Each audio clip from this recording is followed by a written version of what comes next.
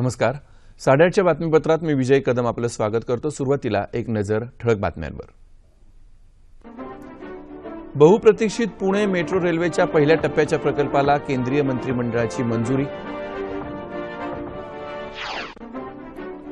राज्य विधिमंडळाच्या दोन्ही सदनात विमुद्रीकरणाच्या मुद्द्यावर चर्चा. विरोधकांकडून टीका तर सरकारकडून समर्थन.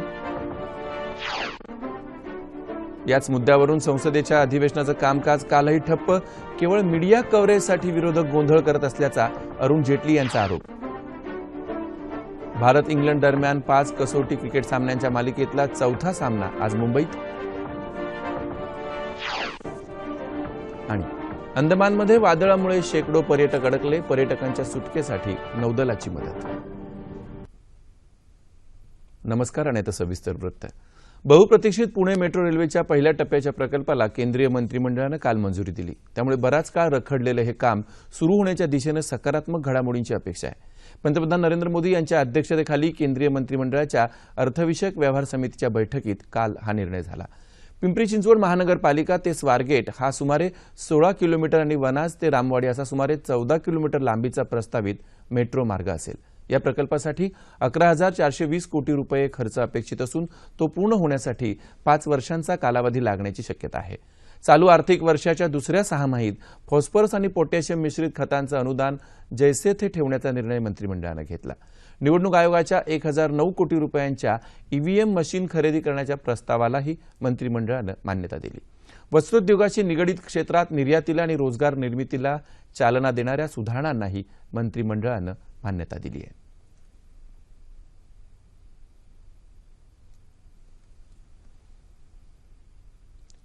राज्य विधिमंडळाच्या दोन्ही सभागृहात काल विमुद्रीकरण तसंच मराठा आरक्षण या विषयांवर चर्चेचे प्रस्ताव मांडण्यात आले. सरकार तसंच विरोधी सदस्यांकडून या दोन्ही विषयांवर सविस्तर चर्चा झाली. विमुद्रीकरणाच्या मुद्द्यावर दोन्ही सदनात विरोधकांनी टीका केली तर विमुद्रीकरणामुळे देशाच्या अर्थव्यवस्थेला चालना मिळणार असल्याचा मुद्दा मांडत सरकारकडून विमुद्रीकरणाचं समर्थन दोन्ही सदनात करण्यात आलं. यावरच्या चर्चेला मुख्यमंत्री देवेंद्र फडणवीस यांनी दोन्ही सदनात उत्तर दिलं. विमुद्रीकरणावरून जनतेला होणारा त्रास लवकर दूर करण्याची मागणी विरोधकांनी दोन्ही सदनात केली. बँकांच्या रांगेत मृत्युमुखी पडलेल्या व्यक्तींना काल विधान परिषदेत श्रद्धांजली वाहण्यात आली. याच मुद्द्यावरून संसदेच्या दोन्ही सभागृहात कालही गदारोळ झाला. त्यामुळे दुपारी 2 नंतर दोन्ही सभागृहांचं कामकाज दिवसभरासाठी तहकूब करण्यात आलं. विमुद्रीकरणाच्या मुद्द्यावर सविस्तर चर्चेला सरकार उत्तर द्यायला तयार आहे. आम्ही पहिल्या दिवसापासून सांगत आहोत, मात्र विरोधी पक्ष चर्चेऐवजी गदारोळासाठी दररोज वेगवेगळ्या युक्त्या वापरत आहेत असं केंद्रीय वित्तमंत्री अरुण जेटली राज्यसभेत म्हणाले. ये कहा गया कि चर्चा इस नियम में हो, हम राजी हो गए. ये कहा गया प्रधानमंत्री जी क्या चर्चा में भाग लेंगे. सरकार ने कहा निश्चित रूप से प्रधानमंत्री जी चर्चा में भाग लेंगे. वो सदन में भी आते रहे. किसी बहाने को लेकर रोज उस चर्चा को रोकने का प्रयास ये सारा विपक्ष करता है. विपक्ष का ये प्रयास रहता है कि 2 मिनट के लिए 0 आवर में विषय उठा दिया जाए, टेलीविजन कवरेज के लिए वो विषय उठे, लेकिन देश की जानकारी के लिए जो विस्तृत चर्चा होनी चाहिए उसकी अनुमति सदन में न दी जाए. सरकार इस प्रकार का जो हथकंडा अपनाया जा रहा है इसके लिए निश्चित रूप से तैयार नहीं है. जो चर्चा अधूरी है, अगर विपक्ष में हिम्मत है तो मैं आज भी चुनौती देता हूं कि उस चर्चा को तुरंत आरंभ किया जाए.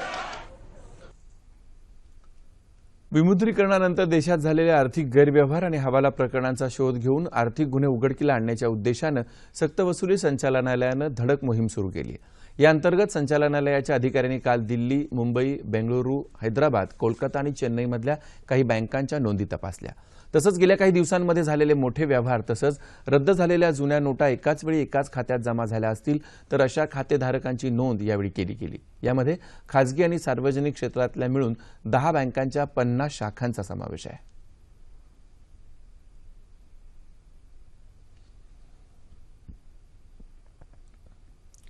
मराठा आरक्षणाला आव्हान देणाऱ्या याचिकांवरची अंतिम सुनावणी फेब्रुवारी 2017 मध्ये सुरू करण्यात येईल असं काल मुंबई उच्च न्यायालयानं सांगितलं.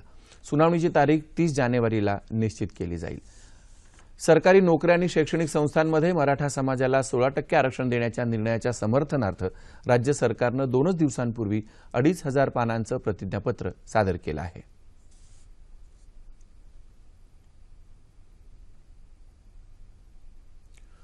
मराठा आरक्षणाच्या मागणीवरून स्वाभिमानी संघटनेच्या कोल्हापूर शाखेच्या कार्यकर्त्यांनी काल रेल्वे स्थानकावरचा रेल्वेचा डबा पेटवण्याचा प्रयत्न केला। रेल्वे कर्मचारी आणि रेल्वे सुरक्षा दलानं वेळीच घटनास्थळी दाखल होऊन आग आटोक्यात आणली। मराठा आरक्षणाबाबत निर्णय घ्यायला राज्य शासन विलंब करत असून आरक्षणाचा निर्णय तातडीनं घेतला नाही तर यापेक्षा तीव्र आंदोलन करू असं यावेळी आंदोलकांनी पत्रकाद्वारे सांगितलं। मराठा आरक्षणाबाबत राज्यभर मोर्चे काढूनही शासन यावर गंभीर नसल्याचा आरोप मराठा संघटनांकडून या निमित्तानं होत आहे। अलीकडच्या काही वर्षात हवामान बदल आणि पावसाची अनियमितता बघता कोरडवाहू क्षेत्रात अधिक संशोधनाची गरज आहे असं मत कृषी तज्ज्ञांनी व्यक्त केलंय। कोरडवाहू शेतीचं भवितव्य आणि आव्हानं, नैसर्गिक साधनं आणि बदलांचा कोरडवाहू शेतीवर होणारा परिणाम या विषयावर अकोल्यातल्या पंजाबराव कृषी विद्यापीठात परिसंवाद आणि शेतीशास्त्रज्ञांनी आपली मतं मांडली। या परिसंवादाला 6 राज्यांमधले कृषी शास्त्रज्ञ आणि विद्यार्थी उपस्थित होते।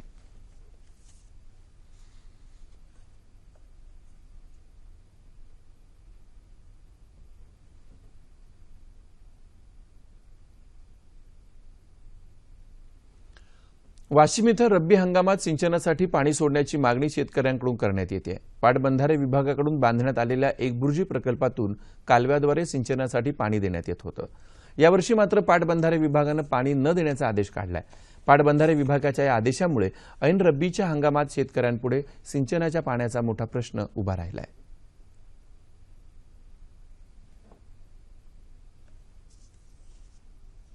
यावर्षी 100% धरण भरलं असून त्या इरिगेशनवाला कोणतीही पूर्व सूचना न देता शेतकऱ्याला कोणती इरिगेशनची जी आमची मीटिंग असते ती न घेता यानं मनानं ठरवलं की यावर्षी कास्तकाराला पाणी नाही। आमचे कास्तकार 2 वेळ 3 वेळ त्यांच्याकडे गेले। त्यांनी सांगितलं तुम्हाला काय कोर्टाचा रस्ता खुला पडला पण आमच्याकडे पाणी शिल्लक नाही। या निर्णयामुळे समाधानकारक पाऊस होऊनही वाशिम शहरातील शेतकऱ्यांचा रब्बी हंगाम मात्र अडचणीत आलाय।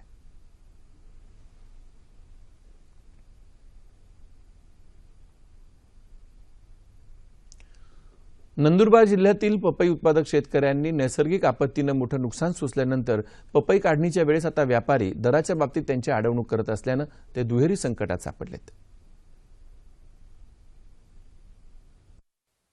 नंदुरबार जिल्ह्यातले शेतकरी सुमारे 20 वर्षांपासून पपईची लागवड करीत आहेत। जिल्ह्यातल्या नंदुरबार तालुक्यात 153, तळोदा तालुक्यात 396 आणि शहादा तालुक्यात सर्वात जास्त 1157 हेक्टर पपईची लागवड केली जाते। ऑक्टोबरच्या सुरुवातीपर्यंत पपईची स्थिती चांगली होती, मात्र ऑक्टोबर महिन्याच्या शेवटच्या पावसामुळे पपई पिकावर विशिष्ट भुरी प्रकारच्या रोगाची लागण झाली। त्यामुळे शहादा तालुक्यात सुमारे 70% पपई पिकाचं नुकसान झालंय।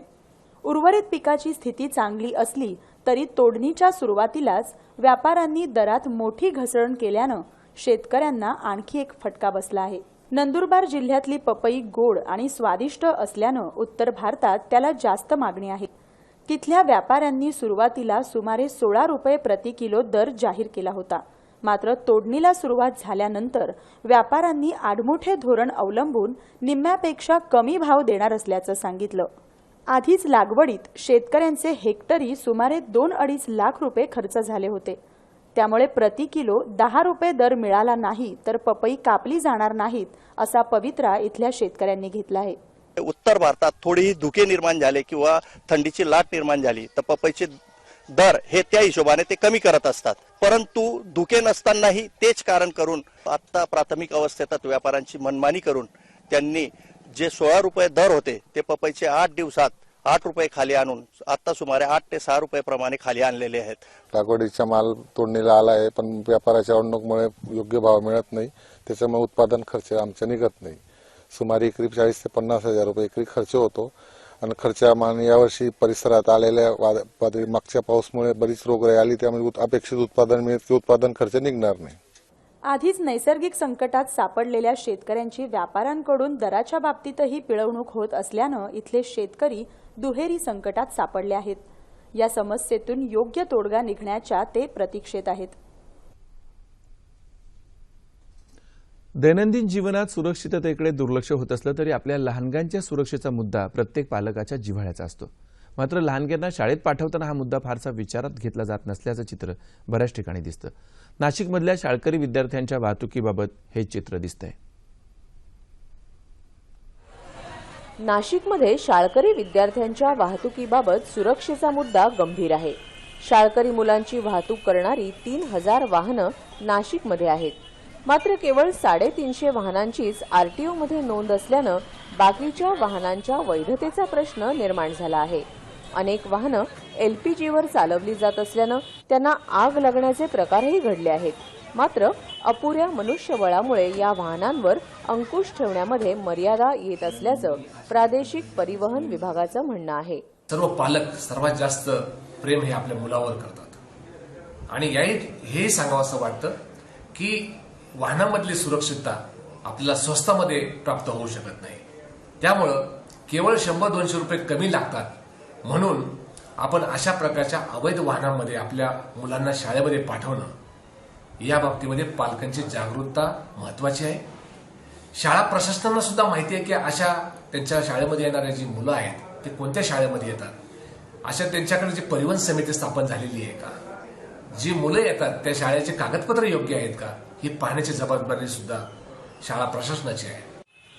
वाहनांमध्ये निर्धारित मर्यादेपेक्षा कितीतरी जास्त संख्येनं विद्यार्थ्यांना कोंबून त्यांची वाहतूक केली जात आहे. मात्र इतर पर्याय उपलब्ध नसल्यानं पालकांकडूनही नाईलाजानं त्याकडे दुर्लक्ष केलं जात आहे. काही वेळा तर पालकच आपल्या वाहनांवरून 3-4 मुलांना नेत असल्याचं दिसत आहे. शाळांमध्ये ये जा करणाऱ्या वाहनांच्या स्थितीकडे संबंधित शाळांकडूनही दुर्लक्षित होत असल्याचं चित्र आहे. या पालकांच्या सुरक्षेची जबाबदारी शाळा चालक, पालक, पोलीस, परिवहन विभाग या प्रत्येकाचीच असल्यानं त्याबाबत जागरूकता निर्माण होण्याची गरज आहे. सशक्त आणि बलशाली समाज निर्मितीसाठी सर्वांमध्ये वैज्ञानिक दृष्टिकोन रुजणं आवश्यक आहे असं मत ज्येष्ठ विचारवंत श्याम मानव यांनी व्यक्त केलंय. महाराष्ट्र नरबळी आणि अमानुष प्रथा, जादूटोणा प्रतिबंध आणि उच्चाटन कायदा या विषयावर शिवाजी विद्यापीठात झालेल्या कार्यशाळेत ते बोलत होते. धर्माला कोणाचाही विरोध असण्याचं कारण नाही, मात्र धर्माच्या नावानं होणाऱ्या शोषणाला विरोध व्हायला हवा अशी अपेक्षा त्यांनी व्यक्त केली. समाजात दृढ असलेल्या अंधश्रद्धांचं निराकरण करण्यासाठी जादूटोणा प्रतिबंध कायद्याची अंमलबजावणी योग्य तऱ्हेनं झाली तर राज्याचं चित्र नक्कीच बदलेल असंही ते म्हणाले. बातमी क्रिकेटची. भारत आणि इंग्लंड दरम्यानच्या 5 कसोटी क्रिकेट सामन्यातला चौथा सामना आज मुंबईत वानखेडे स्टेडियमवर रंगतोय. मालिकेत भारतीय संघ 2-0 आघाडीवर आहे.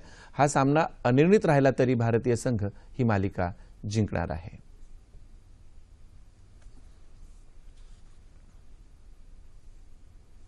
बंगालच्या उपसागरात निर्माण झालेल्या कमी दाबाच्या तीव्र पट्ट्यामुळे अंदमानमधल्या हॅवलॉक आणि नील बेटांवर शेकडो पर्यटक अडकलेत. पोर्ट ब्लेअरपासून ही बेटं सुमारे 40 किलोमीटर अंतरावर आहेत. तिथं मुसळधार पाऊस आणि सोसाट्याचे वारे वाहत आहेत. अंदमानच्या उत्तर आणि मध्य भागात पूरस्थिती निर्माण झाली आहे. मात्र अशा परिस्थितीतही अडकलेल्या पर्यटकांना सुरक्षित ठिकाणी हलवण्यासाठी नौदल आणि स्थानिक प्रशासन युद्धपातळीवर काम करत आहे. नौदलाची 4 जहाजं अडकलेल्या पर्यटकांना सुरक्षित स्थळी हलवण्यासाठी मदत करतायत. अंदमान बेटावर आजही हवामान प्रतिकूल राहण्याची शक्यता हवामान खात्यानं वर्तवली आहे. पाहूया राज्यातलं हवामान. विदर्भात अनेक ठिकाणी किमान तापमानात सरासरीपेक्षा 1.5 ते 3 अंश सेल्सिअसनं घट दिसून आली आहे. कोकण आणि मध्य महाराष्ट्रातही तुरळक ठिकाणी तापमानात घट आहे. येत्या 36 तासात राज्यात हवामान सर्वत्र कोरडं राहील असा हवामान विभागाचा अंदाज आहे. शेवटी पुन्हा एकदा ठळक बातम्या. बहुप्रतीक्षित पुणे मेट्रो रेल्वेच्या पहिल्या टप्प्याच्या प्रकल्पाला केंद्रीय मंत्रिमंडळाची मंजुरी. राज्य विधिमंडळाच्या दोन्ही सदनात विमुद्रीकरणाच्या मुद्द्यावर चर्चा. विरोधकांकडून टीका तर सरकारकडून समर्थन. याच मुद्द्यावरून संसदेच्या अधिवेशनाचं कामकाजही काल ठप्प. केवळ मीडिया कव्हरेजसाठी विरोधक गोंधळ करत असल्याचा अरुण जेटली यांचा आरोप. भारत इंग्लंड दरम्यान 5 कसोटी क्रिकेट सामन्यांच्या मालिकेतला चौथा सामना आज मुंबईत वानखेडेवर.